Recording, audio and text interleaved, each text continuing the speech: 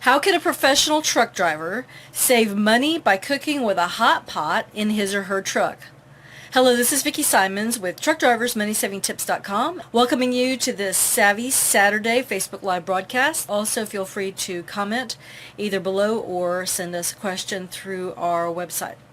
Okay, you may have seen our little kitchen kettle in the past, and this is a hot pot that we have used. It is an AC powered hot pot. Here is the connection here, and I dropped it.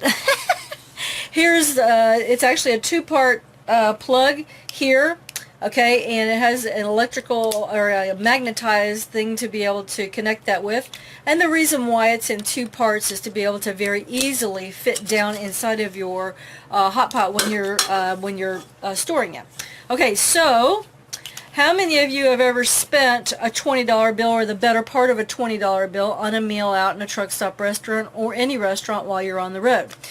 With a hot pot such as the kitchen kettle, and I do recommend this particular one, although I will give this disclaimer.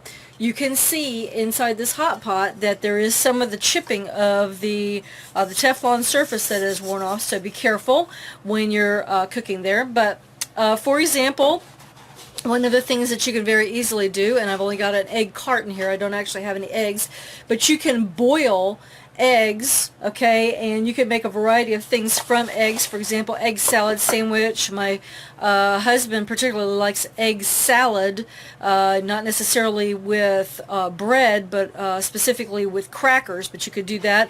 Also, you can boil any variety of pasta in your hot pot. And the reason why I particularly like something like this is because you can time it. If you were to cook pasta in a crock pot, it might turn out to be quite a bit mushier than you can get it with using a hot pot. With this hot pot, let's see, they've actually got it here to where you can get up to, you can probably see it there, 400 degrees. Okay, not only can you use your hot pot to be able to boil things like eggs or pasta, rice, you can warm up soups and stews. It's very versatile. Just about anything that you can cook on a stove in a pot, you can cook it in an electric hot pot. And the thing about it is that we like it so well is that you can actually, for example, if you're going to cook pasta, one of our favorite meals is a tuna noodle casserole. So go ahead and boil your noodles in the hot pot. Go ahead and take them off out of the hot pot. Go ahead and strain those out. Okay, be careful where you're dumping your cooking water. Okay, we have used a porta potty for our refuse, but you want to be careful not to put boiling hot water directly in there. You may want to put that to the side somewhere if you have a receptacle that can handle it. For example, a big metal bowl that can hold that for a while until it cools down. Okay, but take your hot pasta off, put that to the side, and then warm up the rest of the stuff that's going to be used for your tuna noodle casserole. Or for example, if you're going to be doing a beef stroganoff in your truck, go ahead and you can cook the meat here. Okay, if you're cooking raw hamburger meat in this, make sure that you have a place to be able to drain off the grease. Okay, and then you will warm up the contents. For example, if it's tuna noodle casserole, it'll be like mushroom soup and maybe some peas and obviously the tuna. You'll want to drain the water off the tuna. I like to reserve the liquid that the peas have been canned in as the liquid to mix with the soup and the tuna, and that just usually makes it taste better to me. Okay, I prefer to use the full salt version of the canned peas. That makes it taste better to me, but it's totally a matter of preference. If you're going to be doing for example, a beef stroganoff, you'll want to cook your meat thoroughly, perhaps add in some canned mushrooms which have been drained, and then also the meat there. One of the things that my husband likes to do when he's doing beef stroganoff is to put some sour cream in with that. Boy, it's so good. Okay, now another way to do that is not to use a hot pot for that, although you can definitely use your hot pot for cooking the pasta. But when the pasta is done here, actually cook the meat and the other ingredients for the beef stroganoff or the tuna noodle casserole. Put that in an electric skillet, and I'll be talking about that in another broadcast. However, one of the things that you probably noticed, and I will pull this up here, let's see if I can find it on the bottom.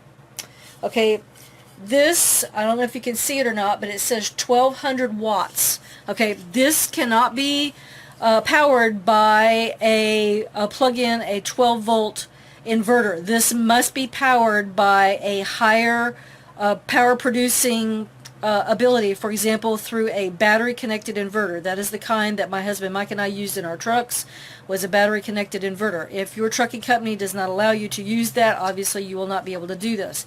Now, the option that you have, and I do not recommend that at all, is to use a 12 volt type of a hot pot. Okay, our experience and the whole reason why we started TruckDriversMoneySavingTips.com came from a rant that I had when we were first in trucking. The only thing that we had at our disposal was a 12 volt hot pot, and we went through 8 of those appliances because they were so cheaply made that they kept burning out. And the thing about it is obviously this is a much longer lasting appliance than any of those 12 volt hot pots could ever be, in our opinion. Okay, if something has changed in the meantime to where the quality and the lifetime consistency and quality of those 12 volt hot pots has improved, then I will be the first person to applaud that. But back in those days, in the early 1990s, they were nothing but a bunch of big trucker junk. They were expensive to buy, trucker junk. Okay, but this is a hot pot that, in my opinion, is worth every penny that we've paid for it. We've used it over and over and over again. We have steamed vegetables. In fact, I don't have it with me right here, but you can use this to steam broccoli and other types of vegetables that are more delicate that you don't want to boil in. But anyway, this is something that you could definitely save money on if you use it consistently in your truck and you have the food types that you like to be able to do. To eat.